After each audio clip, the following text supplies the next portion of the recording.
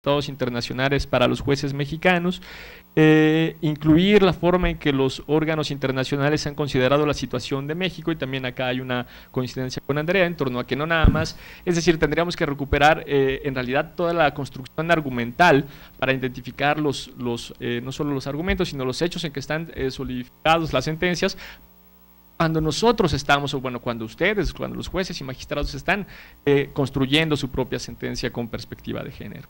Y en ese mismo sentido, Adriana Ortega nos daba 5 puntos que una sentencia debe de tener para tener perspectiva de género.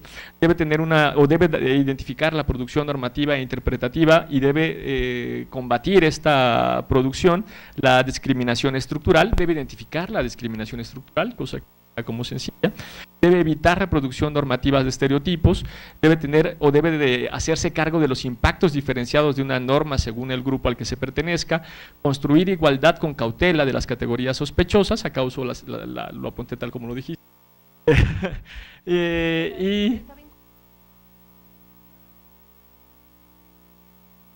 y debe también dar protección a las distintas formas de identidad. Entonces, en general, me parece, como decía hace un rato, que hay bastantes más acuerdos que desacuerdos. Tal vez el único desacuerdo interesante y que valdría la pena ponerlo en forma de pregunta en la mesa, entonces, ¿cuál sería el papel de la teoría feminista en la argumentación jurídica? ¿Un papel o no? ¿Y cuál sería? Y con eso dejaría la segunda ronda también por 8 minutos en el mismo orden. Adriana, contigo. Yo voy a aprovechar... Pensé que nunca ibas a hacer esa pregunta y yo tengo como muchas ganas de contestarla con un ejemplo. Obviamente coincido con Cristian y las personas que saben en que hay una necesaria... ay, Dios mío. Bueno, ¿así está mejor? Bueno, obviamente coincido con Cristian en que los tratados internacionales deben ser aplicados y que no son aplicados de la forma en que debieran en México, y también creo que no existe un obstáculo legal para que eso sea posible. El artículo 133 no puede ser más claro, además obliga a los jueces federales, obliga a los jueces locales a preferir los tratados internacionales por encima de los federales y locales. También coincido, pero no sé si coincido absolutamente con Cristian en que los jueces mexicanos tienen prejuicio para alimentarse de la jurisprudencia comparada. Yo creo que tenemos prejuicio para traer la jurisprudencia comparada como un criterio de autoridad, pero creo que cada vez más estamos entendiendo la capacidad de la jurisprudencia comparada para poder pescar el argumento.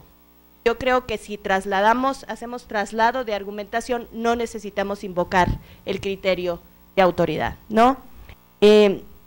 También creo que sí hay muy poca experiencia para evaluar discriminación por resultado, pero yo creo que no hay tampoco ningún obstáculo para empezar esa experiencia. Y también creo que, y también creo en eso, y además Cristian fue profundamente iluminador para mí, porque yo tengo que confesar que era una idea que yo tenía como en términos intuitivos, que a mí, yo estudié una maestría en Toronto, y esa diferencia entre esto es hard law o derecho duro y esto es soft law, que se refiere a las recomendaciones, siempre me había parecido profundamente artificial. Y mi argumento era un poco, bueno, pues si firmas el tratado y te vinculas por el tratado al comité, pues los criterios interpretativos que los tratados también te obligan, pero a mí yo no lo había dicho nunca o articulado de una manera tan brillante. Estoy completamente de acuerdo con Cristian que tenemos que traernos esos criterios interpretativos de los comités. Coincido con Andrea en que las aportaciones de la crítica feminista al derecho no se reducen al total. No todos los planteamientos feministas van por la abolición total del derecho. Creo que solamente una sostiene que el derecho debe desaparecer.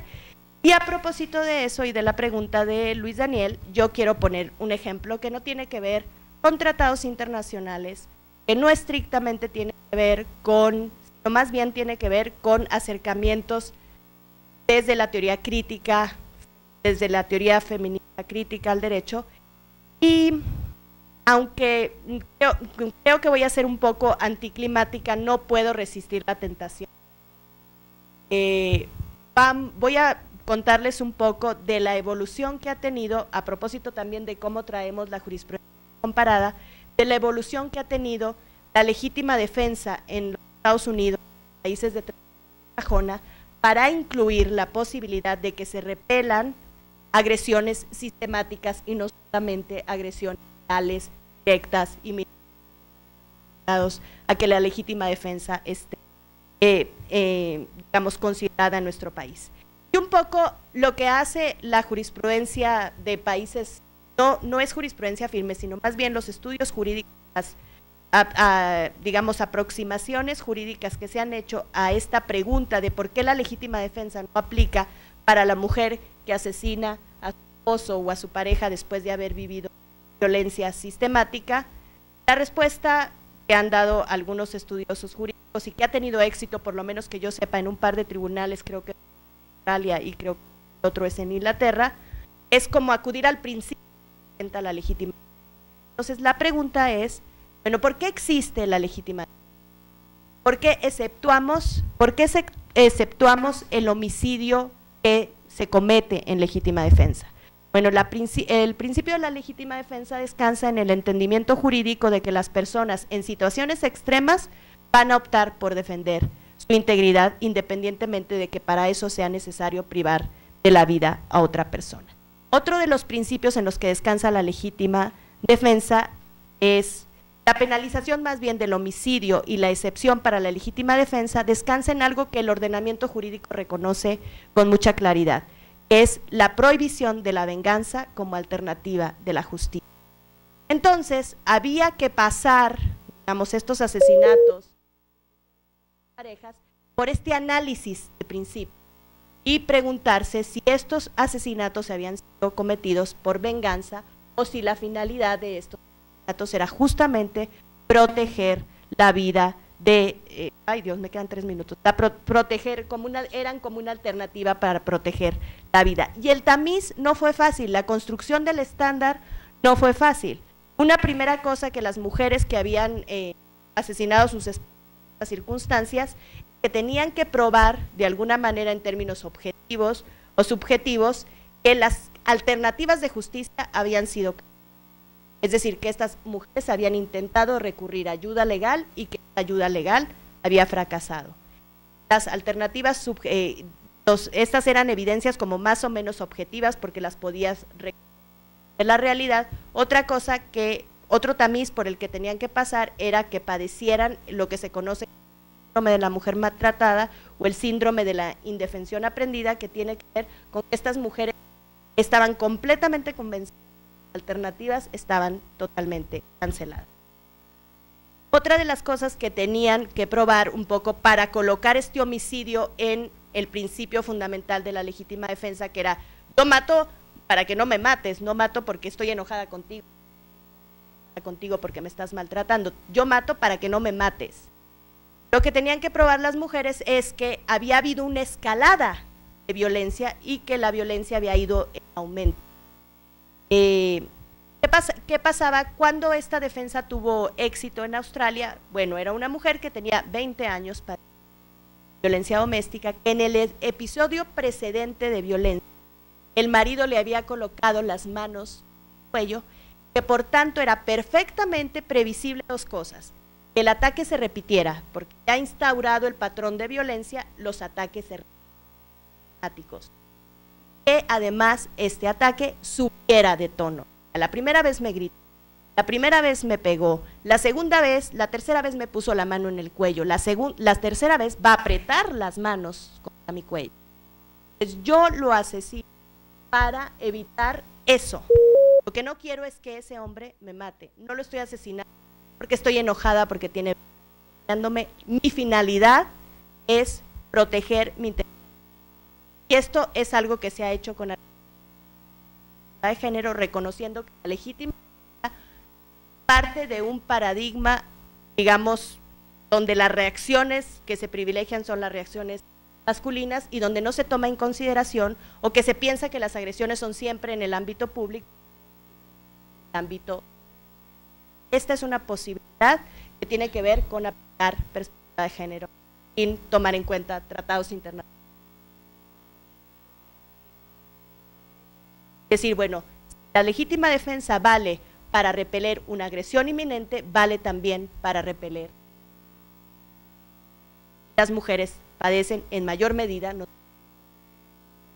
de estas agresiones sistemáticas. Ahora, es importante no esencializar a las mujeres. Las mujeres pueden matar por razones diversas.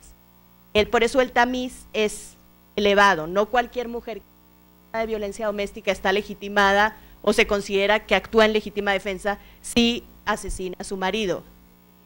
Se tiene que probar que no hay alternativas de justicia, se tiene que probar que existe cierta predictibilidad y que el ataque subsecuente vaya a ocurrir. Ahora nosotros, ¿qué tanto podemos aplicar este principio nosotros en nuestro derecho penal que exige una garantía de exacta aplicación de la ley?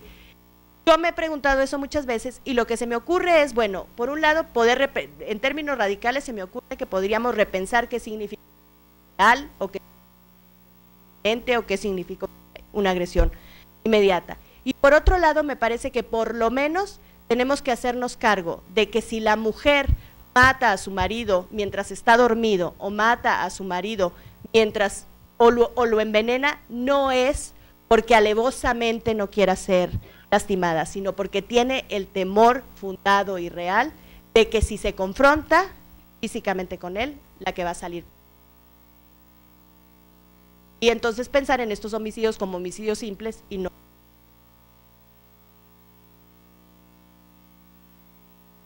Ya terminé. ¿Me estás persiguiendo? No, pero viste que no te quité el micrófono, era para que esperaba que me dijeras es cuánto. No, ahora daría la palabra a Cristian Curtis, también hasta por 8 minutos, posteriormente Andrea Medina. Solo para recordarles que terminando esta ronda ustedes pueden hacer preguntas para que si quieren irlas anotando, irlas pensando. Inmediatamente después de la segunda ronda les vamos a dar el uso de la palabra a ustedes. Adelante, Cristian, hasta por 8 minutos. 3 puntos, si llego. El primero, tal vez aclarar, probablemente me di el ejemplo demasiado rápido, y es aclarar el argumento. Creo que no estamos en desacuerdo, era solo un ejemplo. Pero el argumento es la pregunta sobre ¿para qué sirve la teoría femenina al derecho? La cuestión que estaba tratando de marcar es el diferencia del punto de vista externo del punto de vista interno. Parte de la aproximación feminista como crítica al derecho asume el punto de vista externo. Esto significa, usando la distinción hartiana, el observador externo del derecho no asume la obligatoriedad del derecho. Mira el derecho como observa el derecho como un fenómeno que es exterior al observador. Lo que caracteriza el punto de vista interno es que el operador del derecho se considera obligado por el derecho, y para algunos autores se considera moralmente obligado por el derecho, y se considera moralmente obligado a aplicarlo. Entonces, la pregunta de ¿en qué medida la teoría feminista le es útil al derecho? Funciona como pregunta. Uno podía entonces mi argumento sobre el feminismo radical es, dentro del debate intelectual de la pregunta de en qué medida le aporta el feminismo al derecho, nos puede mantener discutiendo durante 7 horas, porque una pregunta es ¿qué significa el feminismo? Así que hay muchos feminismos, etc. Mi argumento es un argumento demostrativo al respecto de esta diferencia entre el punto de vista interno y el punto de vista externo. Lo que digo es, si alguien asume los postulados del feminismo radical, su conclusión práctica al respecto de qué debería ser como operador jurídico es renunciar, porque el derecho no sirve para nada. No estaba ni yo asumiendo el punto de vista del feminismo radical, ni diciendo que es el único feminismo posible. Pero esta no es la pregunta que se le hacen a los jueces. A los jueces no se pregunta usted es feminista, ecologista, etc. Sino usted está obligado a aplicar el derecho. Así que en gran parte de la pregunta en qué le aporta el feminismo al derecho se contesta en qué medida algunas categorías teóricas generadas por el feminismo han sido trasvasadas al derecho y de qué modo esas categorías pueden operar a partir del punto de vista interno. Y una de las primeras respuestas que intenté dar es, en gran medida, el contenido de algunos tratados internacionales de derechos humanos y de leyes que están inspiradas en ese modelo, lo que han hecho es incluir en el derecho como norma obligatoria algunas de las categorías de análisis del feminismo. De algún feminismo en particular, no de todos. Algunas feministas dicen todo esto es simplemente equivocarnos de vía. Hay un debate dentro del feminismo. Así que lo que intenté marcar es, la pregunta parece una pregunta un poco cargada, en la medida en que preguntarle a un juez, ¿usted es feminista o no?, desde el punto de vista de su rol profesional tiene poco sentido. El juez aplica la ley, lo que me dice un juez como juez, yo no me importa que sea feminista, comunista, ecologista, vegan. Mi rol como juez es aplicar la ley porque esta es mi obligación. Y la pregunta en gran medida es, La crítica externa puede evaluar el derecho a partir del ajuste del ordenamiento jurídico a un cierto paradigma, un cierto modelo que incluye unos ciertos valores. Me parece que una hipótesis de partida para preguntarse si estas categorías son válidas es partir de la asunción de que el contenido de algunos tratados internacionales como la CEDAW o la Convención de Belém do Pará reflejan adecuadamente parte del ideario feminista.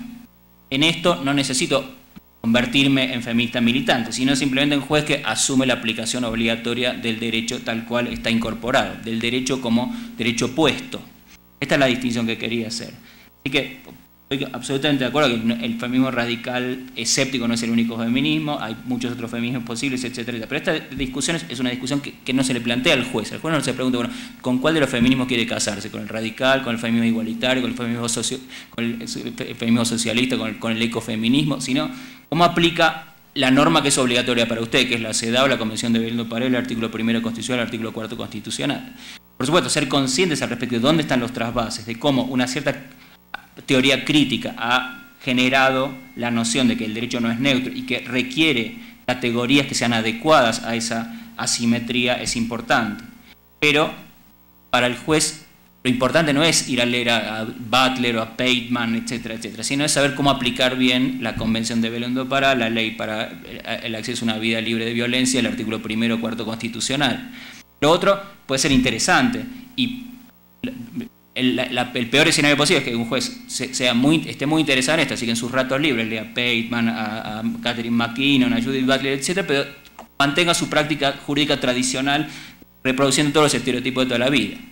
Entonces, la pregunta es cómo trasvasar parte de ese ideario feminista en términos concretos de categorías jurídicas que sean operables para los operadores del derecho, que son abogados, jueces, que actúan no en conferencias ni escribiendo libros, sino en el marco de casos judiciales y sentencias judiciales.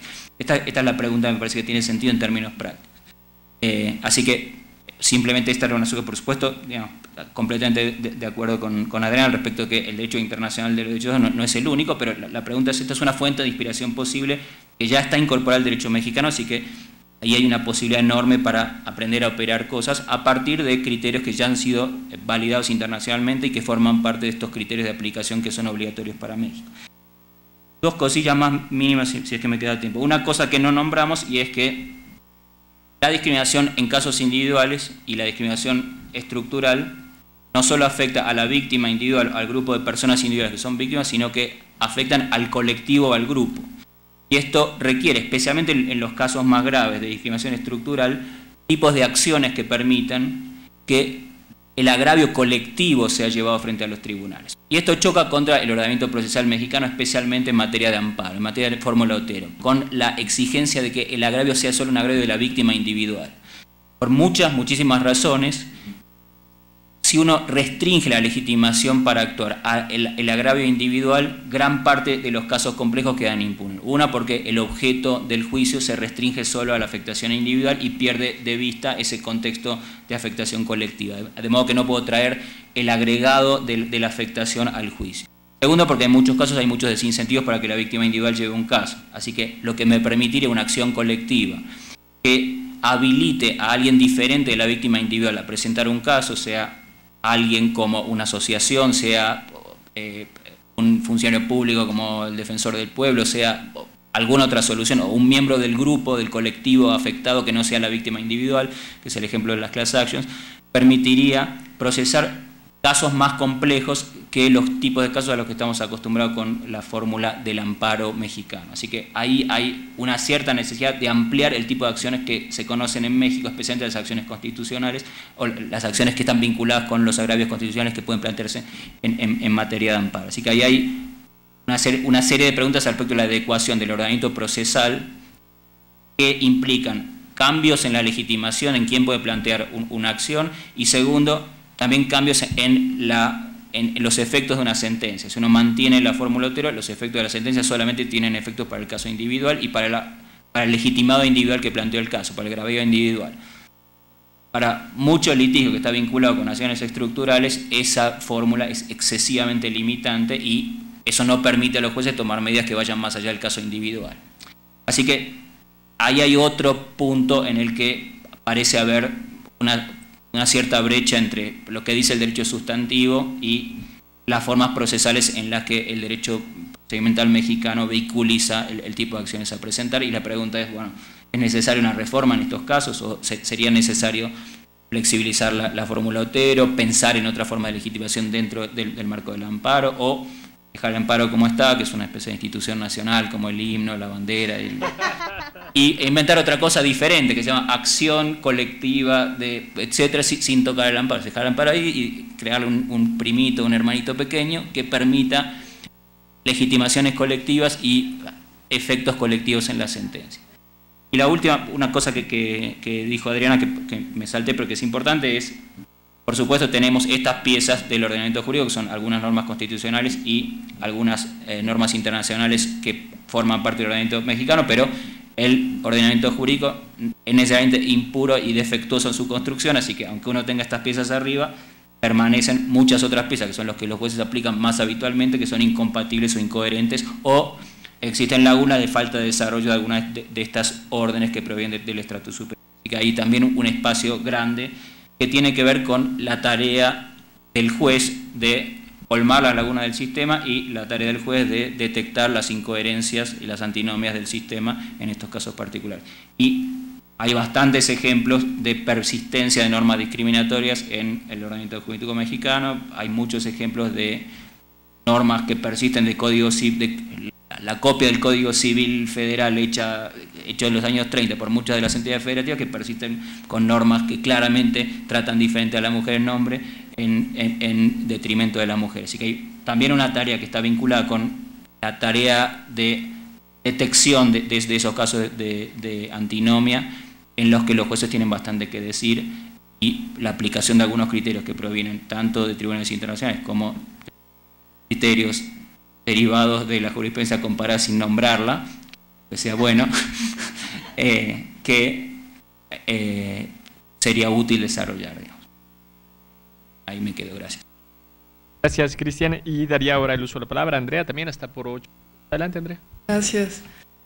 Bueno, yo no sé cómo hayan sido las otras exposiciones, pero en general, y menos estamos en esta, creo que es importante resaltar los acuerdos que tenemos y que vuelve a ser un deseo mío, como que hay tantas cosas que detallar, que decir, que una quisiera profundizar y poder compartir también con ustedes. De pronto nosotras hablamos también en los conocimientos que tenemos y casi a veces en clave, ¿no? Entonces también ustedes nos tienen que revirar y decir y preguntar para poder ir detallando todos estos planteamientos, pero los acuerdos creo que nos permitirían ubicar que, si bien es complejo y requiere mucho estudio, tampoco es porque en algunas conferencias o en algunos espacios con otros operadores de justicia es como, ni siquiera se ponen de acuerdo entre ellas, ¿no? Entonces, pues nosotros menos. Y no, hay muchísimas coincidencias, hay ya metodología realizada, hay mucha producción teórica, de análisis, de diagnósticos, etcétera, que solo los están esperando para que los puedan leer, revisar y aplicar. Y quisiera mencionar también otro punto, que se coloca como una justificación constante el que no se tiene experiencia.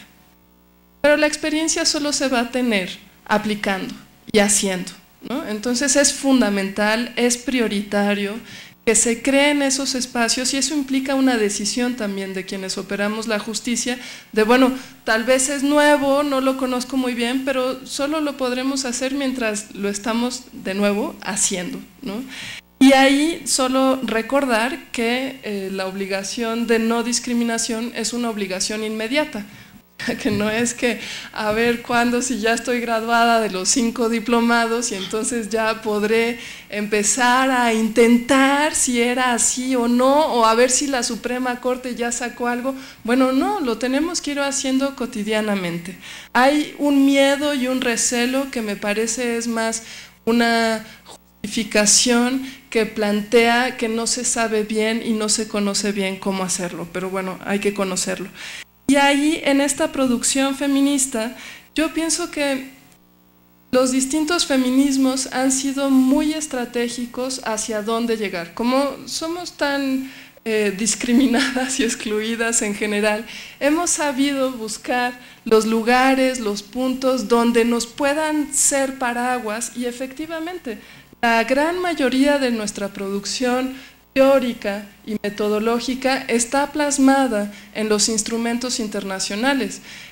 Feministas, abogadas, politólogas, pero principalmente abogadas, han sido parte de los comités de derechos humanos, no solo de la CEDAW, sino en general, y se nota la huella de su proceso y de su pensamiento en cada uno de sus informes, recomendaciones y sentencias también. No sobra decir que, bueno, la sentencia de Campo Algodonero también tiene un sello de las juezas que estuvieron y formaron parte de esa conformación de la Corte. Entonces, bueno, ahí está esa producción, está en los casos, está en los informes, pero también está en las leyes.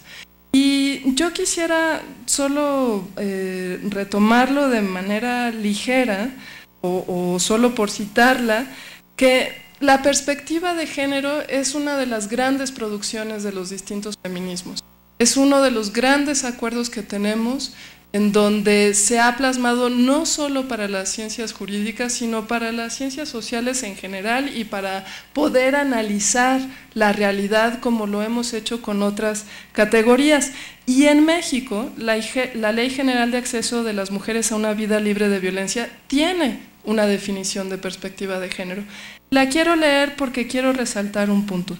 Dice: la perspectiva de género es una visión científica, o sea, no es algo que nos inventamos ahí solo unas, ¿no? Es científica, analítica y política sobre las mujeres y los hombres. Se propone eliminar las causas de la opresión de género, como la desigualdad, la injusticia y la jerarquización de las personas basadas en el género. Y luego entra en más detalle y dice: promueve la igualdad entre los géneros a través de la equidad, el adelanto y el bienestar de las mujeres, contribuye a construir una sociedad en donde las mujeres y los hombres tengan el mismo valor, la igualdad de derechos y oportunidades para acceder a los recursos económicos y a la representación política y social en los ámbitos de toma de decisiones. Quiero resaltar el principio político que tiene esta definición.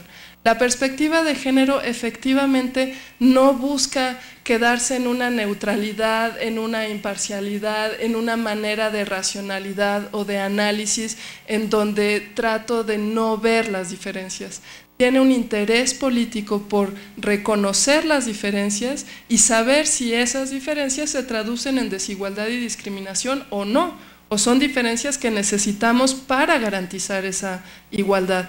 Pero eso requiere, si lo traducimos para la práctica jurídica, requiere que para aplicar la perspectiva de género necesito tener un interés claro. O sea, que esa supuesta neutralidad queda fuera. Hay un interés preciso que la ley está marcando, que es que para juzgar con perspectiva de género yo tengo que saber reconocer la discriminación, pero además tengo que hacer un análisis tal que me permita erradicar esa discriminación y construir a través de esa operación jurídica la igualdad entre hombres y mujeres. Y eso solo puede ser, de nuevo vuelvo al primer planteamiento que hacía, con una claridad de los valores y los principios que estamos siguiendo. Efectivamente chocan, ¿no? Tenemos una buena parte de nuestra legislación todavía con criterios de desigualdad y de discriminación, pero eso es un asunto del poder legislativo y tal vez una parte del poder judicial, pero las leyes que ya existen y bajo estos criterios ustedes ya pueden comenzar a aplicar no solo estas leyes que ya están hechas bajo estos principios, sino todo el Código Penal, el Código Civil, la Ley Federal del Trabajo, toda la otra normatividad la podemos aplicar a través de estos principios, porque además no solo están aquí, son principios constitucionales. Entonces es una manera de aplicar la Constitución de manera, perdón por repetir, siguiendo la evolución que vamos tomando también como sociedad. Si queremos defender la tradición, bueno, pues vamos a defender que golpeen a las mujeres, ¿no? Porque eso fue la tradición hace mucho tiempo.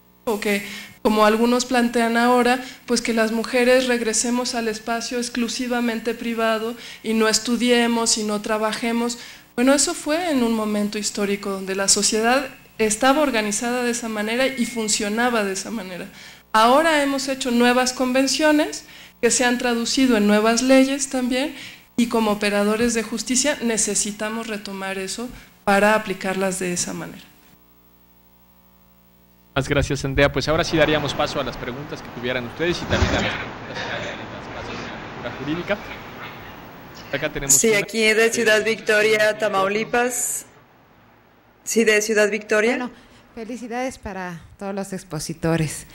Y la pregunta va directamente con la maestra Adriana. Bueno, yo como magistrada, desde luego siempre he tenido mucho interés, como dice la doctora, primero el interés para juzgar con perspectiva de género y desde luego el conocimiento de la desigualdad, de la discriminación. Pero hablando del caso que hablaba la maestra Adriana, respecto a este caso de la legítima defensa, me llama mucho la atención. Yo como aplicadora del derecho, efectivamente, bueno, puedo ver que en el caso específico pudo haber una agresión sistemática y que esta mujer pues repelió esa agresión, pero lo cierto es que si nuestro Código Penal nos señala como una causa de exclusión de delito precisamente que esta agresión sea sistemática, sino que es una agresión actual, ¿cómo puedo yo aplicar, verdad, una norma, más bien cómo desaplicar esta norma cuando la norma es clara en ese caso, ¿no?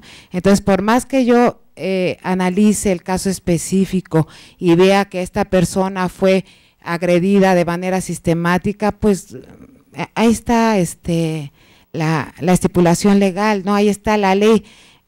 Hablando de que este caso fue juzgado sin irse a los tratados internacionales ni a ninguna normatividad, sino al caso específico. La pregunta específica, perdón. En este caso, no recuerdo de qué estado o de qué país fue, ¿había la posibilidad de que esta agresión fuera sistemática o se interpretó de esa manera? Gracias. Tomamos varias, ¿no? Y hacemos la última ronda. Si hay alguna otra pregunta acá, no sé si haya preguntas en las casas de la cultura jurídica. ¿Las casas hay una? Sí, de Ciudad Victoria, Tamaulipas. De Ciudad Victoria, Tamaulipas. Sí, adelante, Tamaulipas. Sí, gracias. Sí, buenas tardes, Luis Daniel, buenas tardes a todas las personas que intervinieron en este debate. Y yo tengo una pregunta que es para mí muy importante y se trata sobre la construcción feminista del derecho que trata de evitar criterios discriminatorios.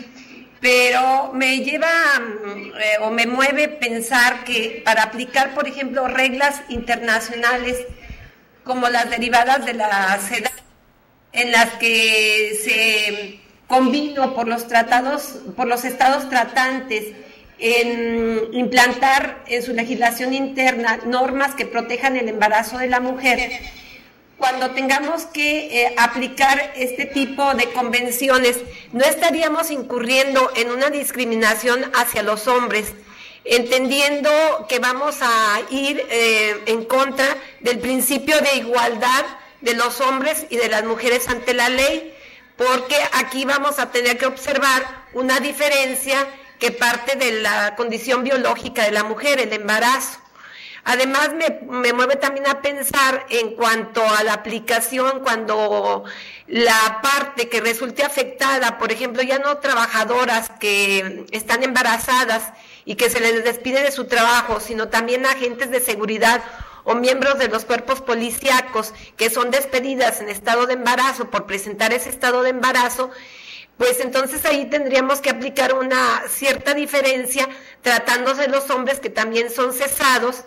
Y incluso tendríamos, pienso yo, que aplicar ahí una suplencia de la queja tratándose del amparo, cuando la parte quejosa no aduce violación en cuanto a las normas internacionales. No sé si me explicaría, espero que me ayuden en este debate lógico, jurídico que sostengo conmigo misma. Gracias. Sí, muchas gracias. No sé si hay otro.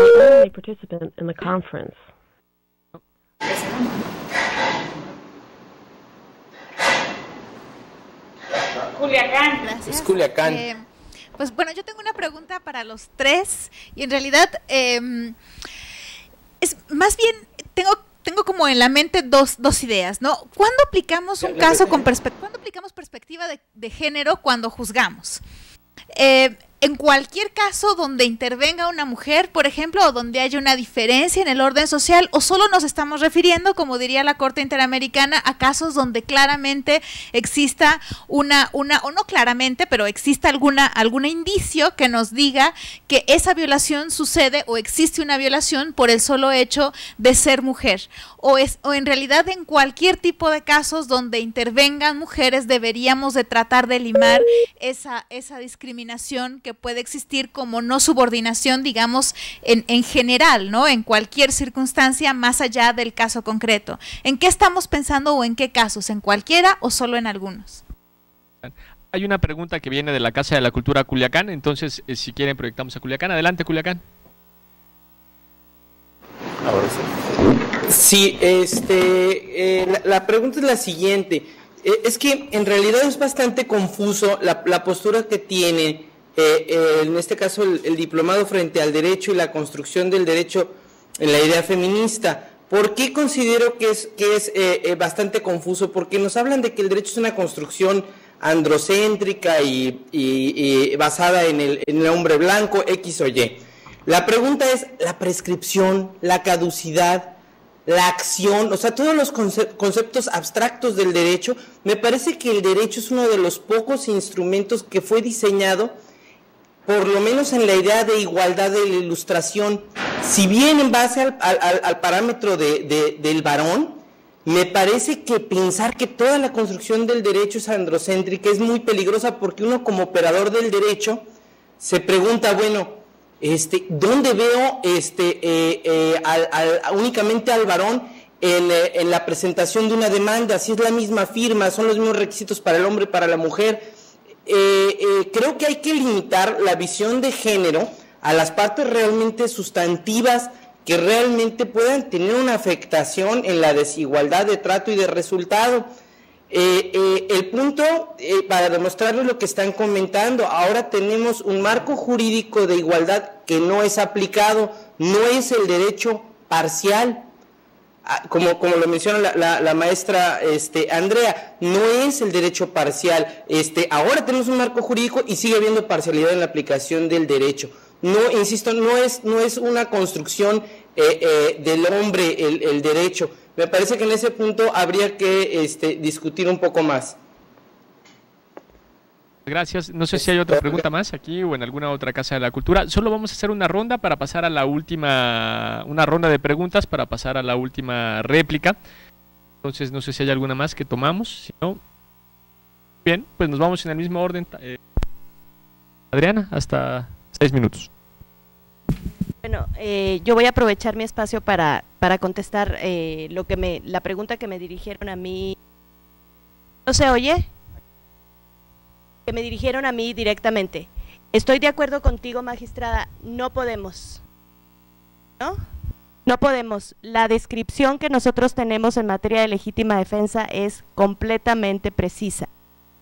Y esta construcción que te cuento que se hizo merced de cómo se mueven los criterios interpretativos en los sistemas de common law. Yo por eso hice la aclaración.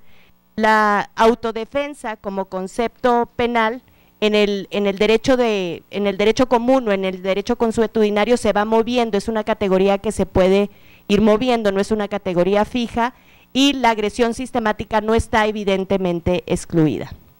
Pero lo que sí creo es que aplicando un poquito de perspectiva de género, voy a decir un poco por qué traje esa preocupación.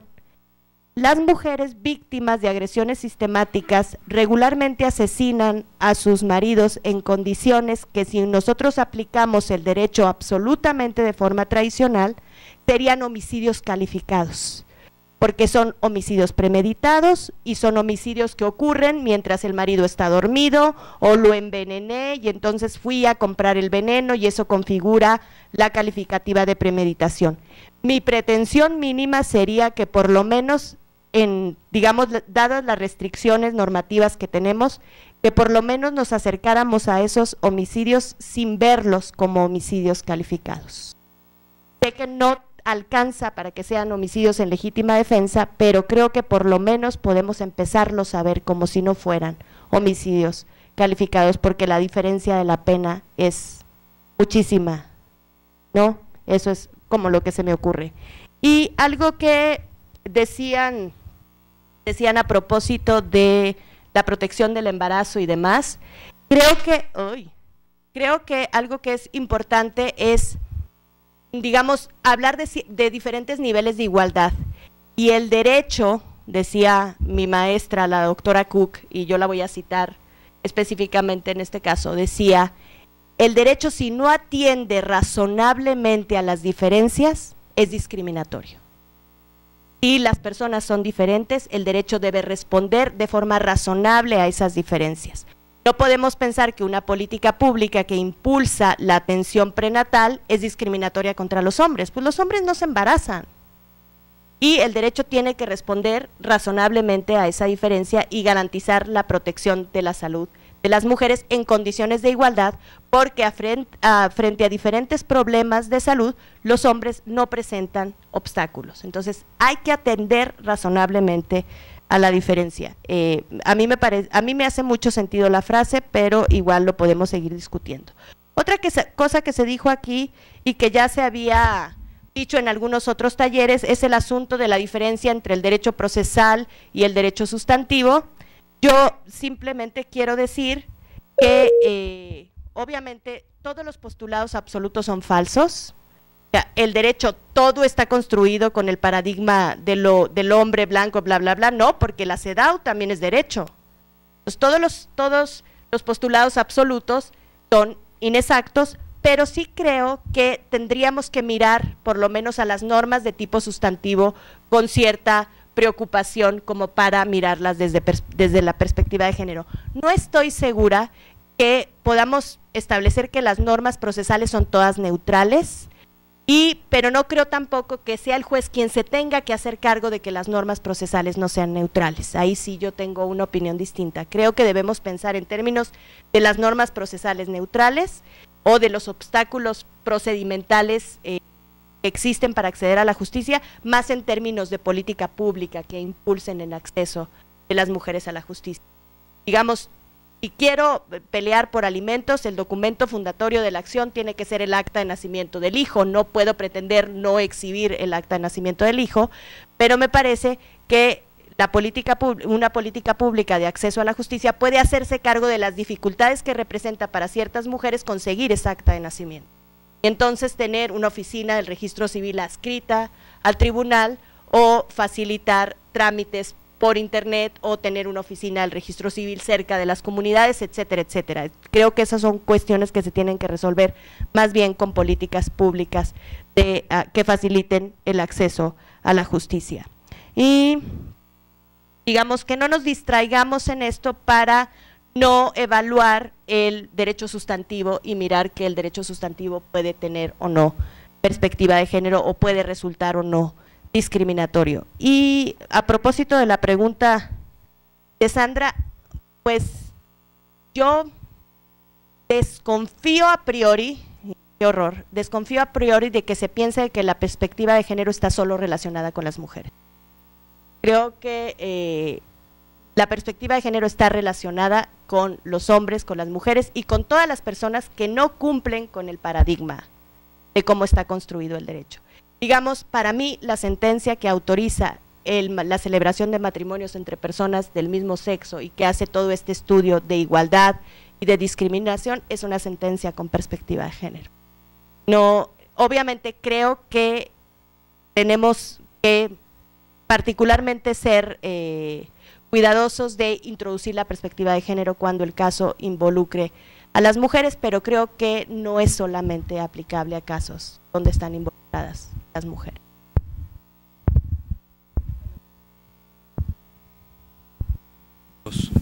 Cortito, para Sandra, me parece que parte de la perspectiva de género es el criterio de detección de cuándo la perspectiva de género es relevante o irrelevante, y no en todos los casos es relevante.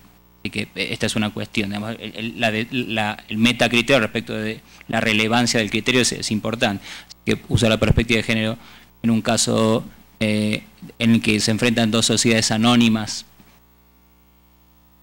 digamos, parece ser irrelevante, o donde las dos entidades federativas pelean, o la federación y una entidad federativa pelean por razones de competencia. Y que en ese caso aplicar la perspectiva de género a rajatabla me parece ser irrelevante. Así que me parece que un criterio particular es el detectar las situaciones en las que existe discriminación. Me parece que la perspectiva de género ha insistido en alguna de estas cuestiones. Bueno, ¿cuáles son las cuestiones en las que hay presunciones de subordinación, de discriminación, de prácticas históricas de discriminación? Y en alguna medida la CEDAW está construida así. Lo que hace la CEDAW es, uno, decir, está prohibido discriminar por razón de género en general, y después tratar de describir en áreas distintas situaciones típicas de discriminación. Esto creo que lleva a la cuestión de el despido por embarazo, que es, yo creo que este es un caso que ni siquiera es necesario resolver desde el punto de vista de igualdad sustantiva, sino bastaría con aplicar un criterio de igualdad formal, como decía antes Adriana, que es igualdad. Los hombres no son despedidos por estar embarazados.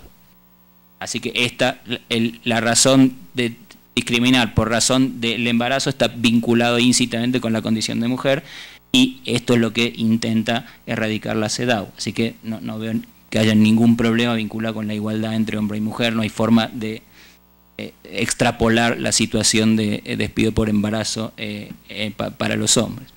Así que dejo.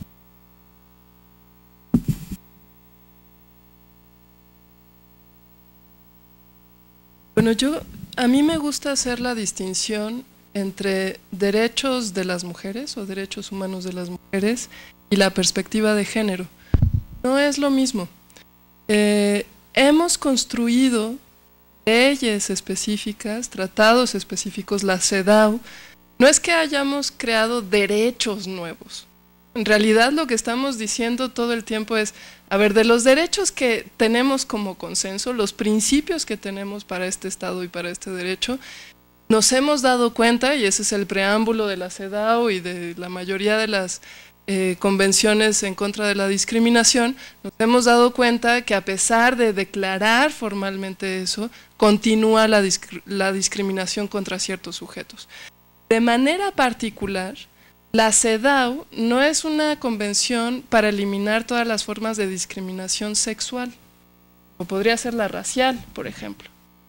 Es para eliminar la discriminación en contra de las mujeres, porque hay un consenso de los estados, o sea, no son solo unas académicas, o sea, ya pasó muchísimos filtros y hay un consenso de que las sociedades que tenemos contemporáneas son sociedades que están fundamentadas en la discriminación por género en contra de las mujeres. Puede haber discriminación contra hombres, efectivamente, pero fundamentalmente es discriminación o porque son homosexuales, o porque son niños, o porque son negros, o por otras condiciones. Podríamos encontrar también discriminación contra los hombres por el hecho de ser hombres, pero el acuerdo que hemos hecho, porque de manera estructural, o sea, hay excepciones, pero de manera estructural, hay discriminación en todo el mundo, por eso son convenciones universales, en contra de las mujeres por el hecho de ser mujeres. Entonces, en esto que decía el colega sobre la confusión en el diplomado de, bueno, si es el derecho es androcéntrico, entonces, bueno, ¿cómo le vamos a hacer para aplicarlo o no? O entonces no, como las radicales, ¿no? Entonces ya no podemos usarlo, ni podemos ejercer el derecho. Hay una clave que a mí me gusta recordar ahí, que es de la perspectiva de género, que ya no son las leyes y la normatividad y lo que hemos reconocido desde el Estado en el derecho, sino la perspectiva de género como un método de análisis y como una producción teórica también para poder analizar la realidad, nos dice, bueno, efectivamente no es que, digamos, si el Estado es el mar, no es que el pececito va ahí constantemente para poder estar fuera del androcentrismo o del patriarcado, sino que tenemos que hacer procesos sociales, por eso incidimos en la ley, por eso estamos hablando de formación y de capacitación y de diálogo, porque tenemos que ir poco a poco transformando las cosas que no nos funcionan de acuerdo a los principios que nos dimos como sociedad. Entonces, a ver, si pactamos que vamos a ser libres e iguales, ¿no? Y para eso tenemos el Estado y el derecho y los procedimientos y las instituciones, y para eso reconocemos la familia, por ejemplo, bueno, vamos a ver si en la familia se garantizan esos principios que tenemos de libertad y de igualdad. Bueno, por ejemplo, con las leyes de violencia en la familia o doméstica en otros países, se dijo, bueno, en la familia no se vive para todos los sujetos que la integran, fundamentalmente en contra de las mujeres, de los menores, hay violencia. Se violenta su derecho a la libertad y a la igualdad y a la no discriminación en el espacio familiar.